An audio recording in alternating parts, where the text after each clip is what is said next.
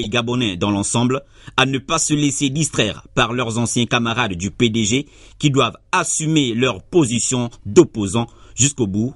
Trop, c'est trop, tout en précisant que notre pays n'est marqué par aucune forme de crise.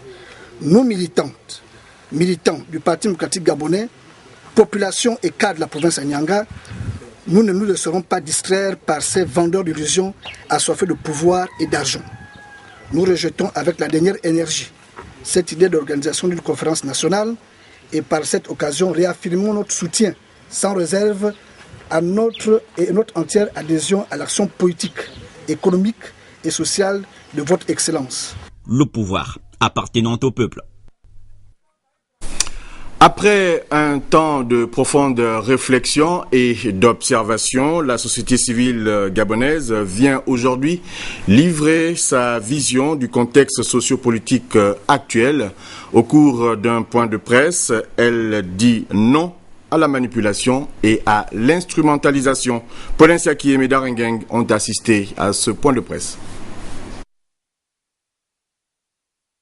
Organisé par la société civile gabonaise, a permis de passer au crible les questions politiques de l'heure, au menu desquelles la tenue d'une conférence nationale souveraine tant souhaitée par l'opposition gabonaise.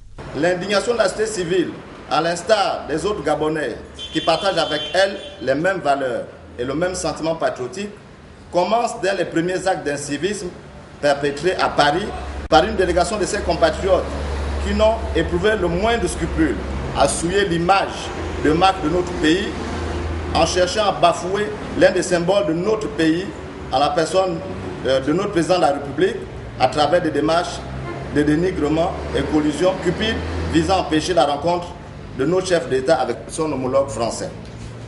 La lettre de l'association française Survie, publiée dans la presse nationale, en dit long.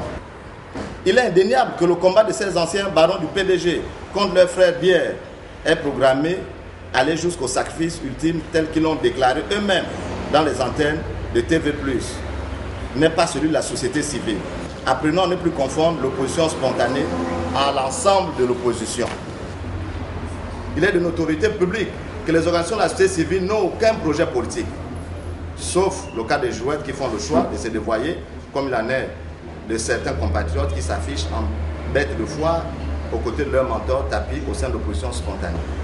Il s'agit donc pour nous de réaffirmer solennellement ce jour, à la face du monde, notre indépendance, nous, société civile gabonaise, vis-à-vis des partis politiques et de certains de leurs trouvailles plus ou moins fantaisistes, dont le tort fréquent est d'en méconnaître les limites, faute d'avoir peu exactement défini leur dessein. La société civile gabonaise a décidé de monter au créneau pour attirer l'attention de la classe politique afin que cette dernière s'implique sur l'essentiel. Cette communication relative à l'ouverture de la session ordinaire du Conseil économique et social pour la suite du journal, conformément à l'article 108, alinéa 1 de la Constitution, les travaux de la session ordinaire du Conseil économique et social pour l'année 2012 se tiendront du mardi 4 au jeudi 20 septembre 2012 au siège de l'institution. À cet effet, M. Paul Biogimba, président de l'institution, informe, mesdames et messieurs, les conseillers économiques et sociaux que la cérémonie solennelle d'ouverture aura lieu ce mardi 4 septembre 2012 à 10 heures précises. La conservation de la biodiversité à travers la coexistence durable entre l'homme et l'animal a été au centre des discussions d'un atelier qui a permis aux participants de mesurer voilà, les avancées scientifiques du projet PROCOBA, un projet de recherche et de développement pour notre pays. Marie-Josée Ndombi, compte rendu. Informés sur l'état d'avancement du projet, présenter et diffuser les résultats scientifiques du PROCOBA à mi-parcours, ce sont entre autres les points qui ont constitué la trame des échanges du présent atelier. L'atelier qui nous réunit ce jour est donc l'occasion de faire un bilan d'étape où les fruits de quelques-unes de nos activités de recherche vont être présentés par les chercheurs ayant participé depuis 2009, date de démarrage du projet, aux collectes de données sur le terrain dans le parc national de Moukalaba-Doudou, à leur analyse en laboratoire ici à Libreville, à l'IRET, et à Kyoto, au Japon, et d'autres universités partenaires. Ensuite, nous échangerons avec tous les partenaires sur la portée de leurs conclusions et les possibilités futures de collaboration entre notre équipe et tous ceux qui sont intéressés par les recherches que nous menons dans le cadre de ce projet. Un projet innovant pour le Gabon et qui prévoit dans sa mise en œuvre l'élaboration d'une méthodologie de gestion durable de la biodiversité avec la participation des populations locales. Un manuel pour l'écotourisme scientifique dans le parc national de Moukalaba-Doudou, la carte écologique de ce parc, la formation des éco-guides, la formation des chercheurs gabonais et la construction d'une station de recherche à Doussala. À Doussala, où le commissaire général du CNRS a pu mesurer l'impact de ce projet pour le développement de notre pays. Ce projet va vraiment booster le pilier Gabon vert du président de la République, chef de l'État.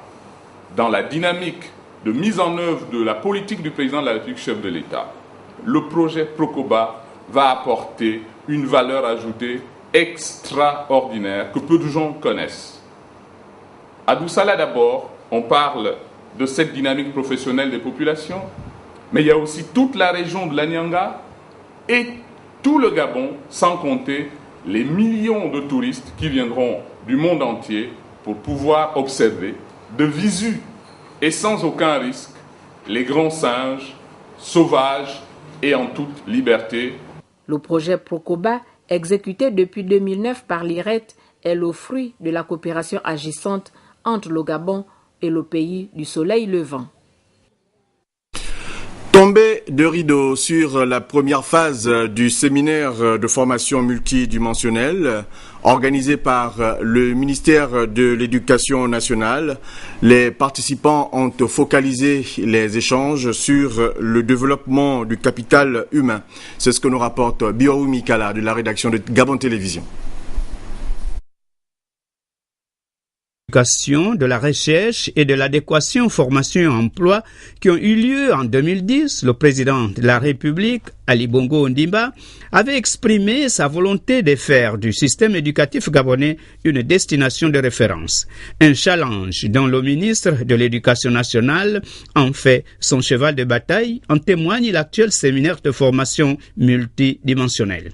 Quand on prend un pays comme le Gabon, qui a du pétrole, qui a du bois, qui a du géotourisme, qui a un ensemble effectivement de potentialités, il faut que les formations soient en adéquation avec ses besoins. Une initiative qui rentre dans sa 3e édition, faisant son petit bonhomme de chemin. Le retour est totalement positif sur l'ensemble du territoire national. Et pour ce qui est de Libreville, les choses se passent très bien. J'ai assisté à certains exposés et je peux dire que pour ces exposés, tout le monde participe de manière vraiment effective. Les thèmes qui ont été retenus cette année-ci semblent de plus en plus intéressants pour les participants, d'après ce qu'ils m'ont dit. Et je pense que ça va être payant pour l'ensemble de nos systèmes éducatifs. Ces formations sont payantes. Nous regardons simplement les résultats obtenus sur l'ensemble du territoire, dans les différents établissements scolaires. Nous regardons la manière un peu plus professionnelle de nos collègues dans leur travail quotidien. Et je pense que l'apport des séminaires est nettement positif. La 2e phase de ces rencontres du donner et du recevoir a commencé ce jour et s'étalera jusqu'au 6 septembre prochain. En plus bref et à l'étranger, le 16e sommet des chefs d'État et de gouvernement du mouvement des non-alignés s'est ouvert aujourd'hui à Téhéran, en Iran. Il faut dire que à peine ouvert que les représentants de la Syrie ont quitté la salle de réunion. Ils tenaient ainsi à protester contre les propos que venait de tenir le président égyptien, Mohamed Morsi. En effet, a qualifié le pouvoir de Bachar el-Assad de régime oppressif et il a donc salué la lutte du peuple syrien. En annonçant sa venue le 12 octobre prochain à Kinshasa, le président français François Hollande à redynamiser l'organisation du sommet de la francophonie. Les organisateurs reconnaissent que sans le président français, il aurait donc été bizarre de tenir ce grand rendez-vous. C'est donc avec un certain soulagement que l'on a appris la nouvelle dans le comité d'organisation à Kinshasa. Au Gabon, on parle de renouvellement des structures de base du Parti démocratique gabonais dans le département de la Basse-Bagno à Mayumba. Un travail qui s'est fait sous la conduite de l'élu PDG de la Basse-Bagno, membre du comité permanent du bureau politique du Parti démocratique gabonais, Angélique Ngoma. Reportage RTG2. Les vacances parlementaires, une occasion parmi tant d'autres pour les honorables députés et autres responsables du PDG de procéder à l'application de la note d'orientation du secrétaire général du Parti démocratique gabonais, Faustin Boukoubi, note relative au renouvellement des structures de base de ce parti sur l'ensemble du territoire national. Pour le travail sur le terrain, Angélique Ngoma, membre du comité permanent du bureau politique, Françoise Makaya, secrétaire national, et Bernard Panzou Congo, secrétaire départemental, qui ont procédé du 19 au 25 août dernier au renouvellement des structures de base du PDG dans le département de la Basse-Bagno à Mayumba. Je suis plus que satisfait, plus que content de retrouver mon fauteuil. Ce fauteuil que je garde depuis il y a longtemps, très longtemps. Je suis vraiment très satisfait. Je suis très satisfait parce que il n'y a pas que moi. Avec moi, les membres que j'ai dans la fédération, parce que ceux-là, ils ont travaillé avec moi depuis longtemps.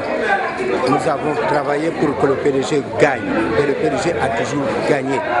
Il n'y a pas que le membre de fédération, j'ai travaillé avec les autres, les comités, les sections. C'est une confiance renouvelée, je ne peux qu'être content. C'est le sentiment d'avoir fait mon travail. Je pense que je veux m'atteler à donner le maximum de moi-même pour faire un travail sur le terrain. Pour mieux asseoir et renforcer les structures de base, une séance de travail s'est déroulée en présence des élus locaux et nationaux du parti, de nombreux militants venus de l'ensemble du département, unité du parti et ancrage à la politique de faire du Gabon un pays émergent du distingué camarade Ali Bongo Ondimba, qui doivent être le bréviaire de chaque militant. Les secrétaires fédéraux ont été reconduits, presque tous ont été reconduits, sauf au sein des bureaux, il y a eu de petits changements. Il y en a qui sont partis pour des raisons professionnelles, ils travaillent à Libreville et à Port-Gentil, on a changé, et d'autres qui sont décédés, on a remplacé. Sinon, dans l'ensemble, le travail a été effectué. Je suis satisfait des travaux qui ont été réalisés. Le travail d'un parti politique est un combat permanent et le PDG, le plus ancien de ceux-ci, doit avoir la capacité de s'adapter à la donne politique pour marquer sa présence sur le terrain.